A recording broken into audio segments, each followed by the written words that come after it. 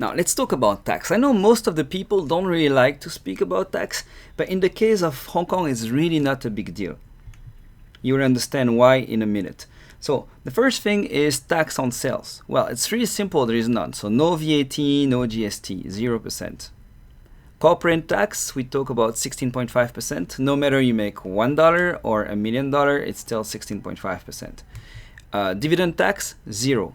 Now, another thing that you have to consider is that if you're the sole shareholder, sole director of your company, and you work within this company, there is other ways to get your money out than through dividends.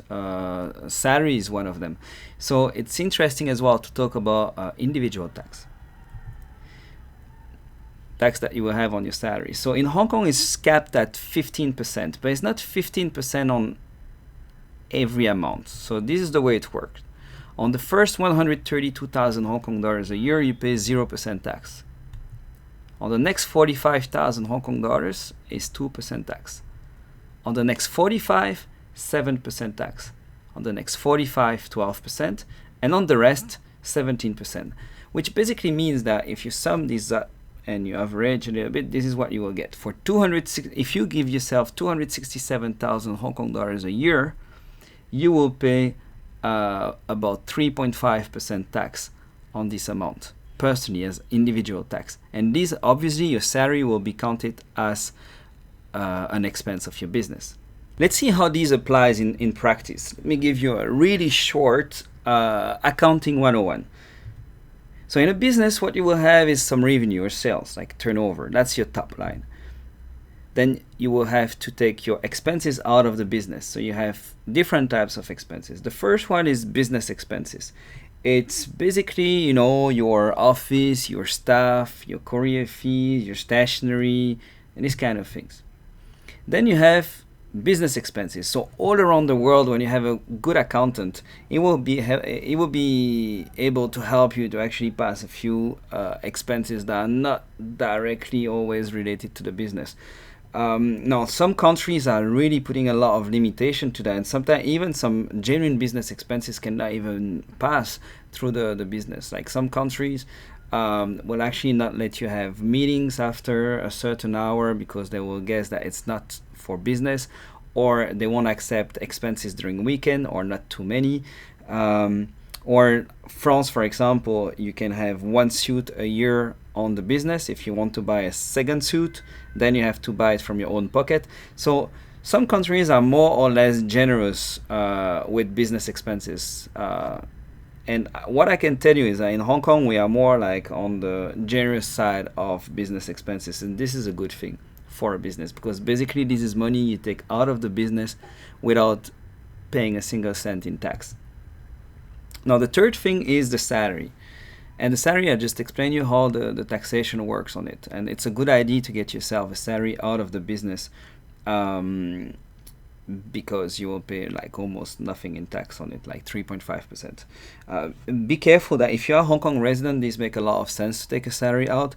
If you are not, you have to check a bit your residency status and how salary will be treated in your place of residence. Or if you are American as well, it's not only the salary, it's also your citizenship. So how will the salary be treated under American rules? Now, profit before tax. So after that, you will have a profit before tax, and you will pay your profit tax on it. So 16.5%, as we have seen before. Then you get a profit after tax.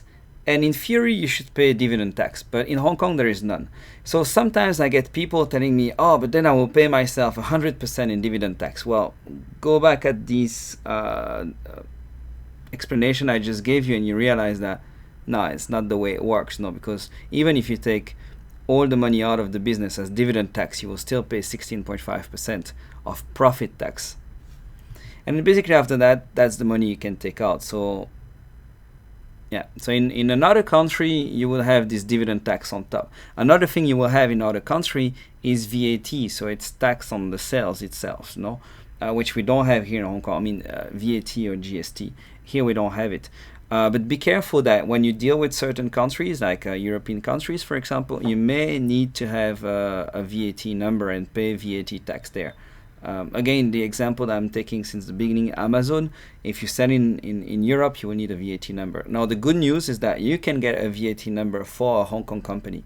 So you don't need to have a... People think that you need to have a European company to have a VAT number, but actually, no, you don't. You can actually get a VAT number for your Hong Kong company and pay VAT on the sales you have in Europe. So let's see how these applies in real practice. So what we'll be doing, we will compare Belgium and Hong Kong. So let's say we have a profit before tax of 500,000 euros. So Belgium, Hong Kong, same. Corporate tax rate in Belgium is 33.99%. Hong Kong, 16.5%. Now you will tell me, it's not really true, Laurent. In Belgium, you know, you can save a bit of money on the first few thousand euros that you may...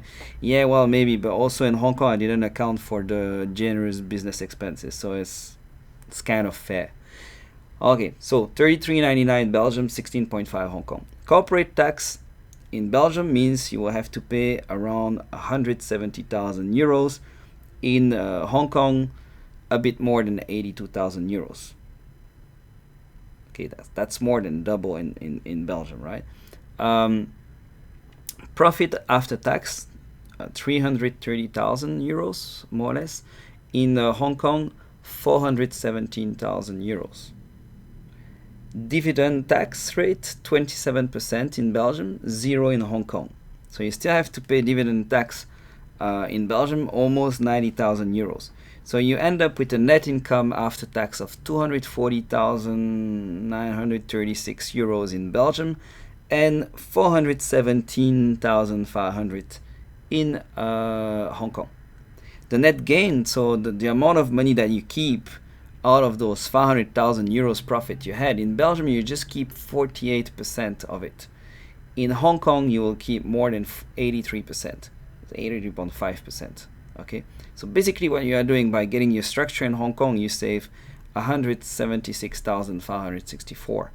Now, this is a Belgian case, but you will find similar numbers in Europe, or I think US have even higher corporate tax rate. So you can just replace like the corporate tax by the one of your country and dividend tax as well. Now, also another thing, I didn't talk too much about it, but in terms of individual tax in Hong Kong, it's just 15%. Like, bear that in mind as well. It's not even accounted here. And there is not much in terms of social security to pay, etc. So you can get all the money out and just use it.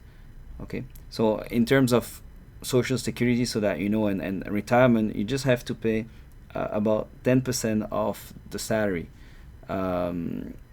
to the... Actually, you don't pay, you just save it. It's what we call the MPF. It's mandatory provision funds, and you can just keep it on an account and it just stays there and hopefully make some money with the stock exchange, but that's it.